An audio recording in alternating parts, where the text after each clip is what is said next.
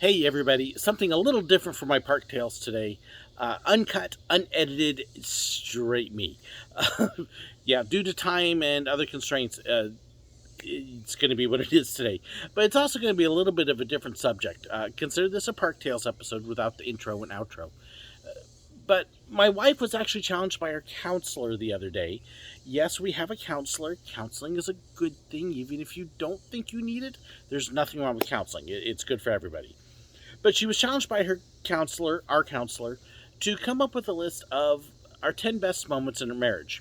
And so as we were talking about this, and we started listing off a number of them, we realized how many of them involved theme parks and amusement parks. Our trip in 2001 to Disneyland was easily right up there among the top. Our one of our trips to Disney World, a couple of our other trips, one that we had last year up to Pennsylvania. And it was kind of an interesting thing. She's like, what is the deal with theme parks and amusement parks and our moments? And it's because we have more than a passing interest compared to most people. So where did this come from, and how did it turn into such a thing?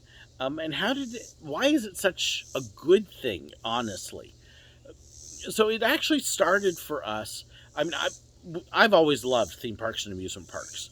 Our family vacations as a kid, we had one big vacation a year, and it always involved at least one or two theme parks. If we went down to Los Angeles, it was Disneyland and Knott's Berry Farm. When we went to San Diego, the zoo, SeaWorld, and other things like that. So we've always had those as kind of a family thing every year. But when we got married, I ended up as stay-at-home dad with the kids while my wife got the job. It was just one of those deals where we kind of said, okay, whoever gets the good job first, and it happened to be her, and it would have cost as much for daycare as I would have earned working. So, hey, let's just stay home. It's going to be more cost-effective and better to have a parent. So at that point, I needed a hobby, an active hobby, to get me out of the house and get me involved. And it ended up being roller coasters and theme parks because it was something I already enjoyed. The internet was new, and I started searching for online discussion groups on Usenet. That'll really date me there. Connect to the modem, download the messages, disconnect the modem, type up all your replies, and then reconnect the modem so you can send your messages. And a group called Rec Roller Coaster happened to be who I connected with. And oh, wait, there's other people who are really fascinated by parks and rides? Mind-blowing. And that really kind of kicked off not just an interest and, hey, I enjoy them, but it really becoming much more of a hobby and becoming more active for all of us. When we've traveled, has there been an amusement park to go to? When we went to Costa Rica, we went to an amusement park.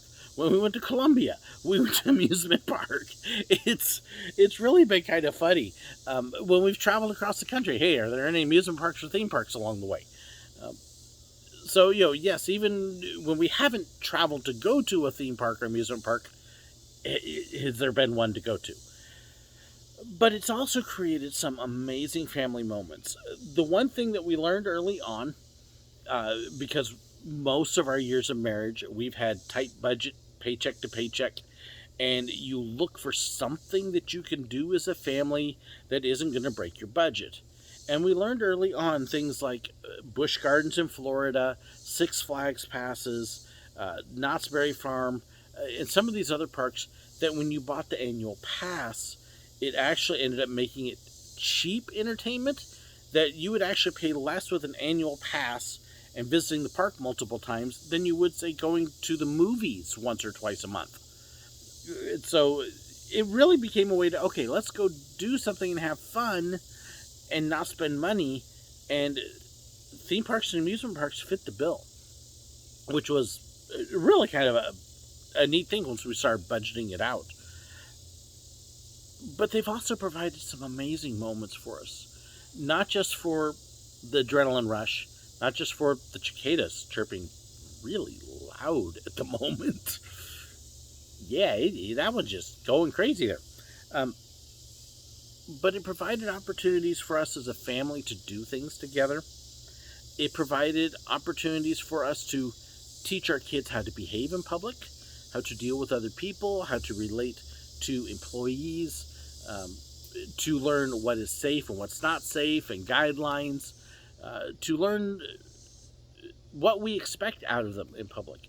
It was a great place for that. Uh, it was an opportunity for us when we were having bad times. Okay, you know what? Let's go over to the park and let's just go ride some stuff and let off our stress in a productive way that's not going to hurt other people. Um, when we want to introduce somebody else to the family, hey, we've got some people visiting, or one of the kids has a friend that they want to introduce. What's the best way for them to get to know us? Well, hey, go to a theme park. Everybody kind of relaxes and becomes themselves a little bit more at a theme park, and so they'll get to know us rather than seeing our craziness at home, which home sometimes is definitely crazy. So it's been a great thing for that. It's also been a great place to meet people. Several of my friends, a couple of my patrons who are now really good friends, the place that we actually met was at one of the theme parks. At Silver Dollar City, I've met up with several of them. When I went on my last trip to Cedar Point, I got to meet up with Craig, who came over. And Craig's one of my buddies now. Several of these trips that I've gone on, I have met people at, and they've ended up becoming a great friend. You remember Barry, who sent me all those shirts. Where did I first meet Barry? In a group that was associated with theme parks, the Florida Coaster Club. And he became a very good dear friend of mine. So theme parks are a place, this is one of the things I absolutely love. They are a place where religion, politics, race, backgrounds, languages don't matter. Where people of all stripes can come together and have fun together and build up relationships together and forget that other stuff that so often divides us. It's one of the things I have really appreciated, that a lot of my friends that I have made through roller coasters, theme parks, through working at the parks, are people that, because of my social circles and their social circles and the things that we do, we may not have ever met otherwise. We wouldn't have gotten to know each other because they're kind of different worlds, but those dissolve at the theme park and we can build up great friendships and relationships. And that I really appreciate that it's an opportunity for me to get to know them and their thoughts and their feelings, and them to know me, and for us to understand and appreciate and accept each other. Theme parks bring us together in ways that many things don't. Now, of course, there's always dumb arguments about whether something is a roller coaster or not, if it's a new coaster.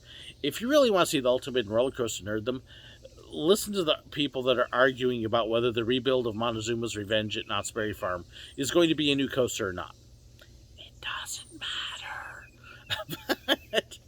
But, yeah, just like any other hobby, people argue about silly, dumb stuff. But then when the ultimate stuff comes down to it, it's really been a huge blessing for us. Honestly, our first thought when we realized that really half of our top 10 moments involved theme and amusement parks, the first thought was, wow, that's weird. What's wrong with us? And then the more we started talking about it, we thought, you know what? Not only is that not weird, not only is it not wrong, how good is it that we made conscious decisions that we are going to do something that is going to create memories and moments for us as a family and as a couple and with other people, that will create a time that will be a great memory. We've had a lot of times where being at a theme park has brought us closer together just because of being able to be out there. So just being a theme park lover, does having your favorite moments of the theme park make you weird? Honestly, like I said, as we thought about it more, we thought, nope. that's probably one of the smartest things that we have done over the years, is help to make them a focus, a common interest, and something that we can do together as a family. So, have you done the same in your life? I'd love to know. I mean, I love the shirt. No, I don't need therapy. I just need to go ride a coaster, and it works. We did that many a time. So, do you agree? Do you disagree? Has it brought you closer together with family, with friends? Have you met new people? What's the best part about going to theme parks? I would love to hear your opinions. Please don't forget to hit that like button, share, subscribe. We're 700 people away from 30,000 subs. Let's get there. Thank you so much to my patrons. As we're in the process of getting the basement fixed, I got a week until they're here to fix the walls, and then we can start actually rebuilding and get a studio. So hopefully 3 weeks, I hope. But thank you to my patrons for helping to make all of that possible. There's so much happening. And thank you, too, so incredibly much for watching. I hope you enjoyed this one, even though it's a little bit different. Thanks so much. God bless.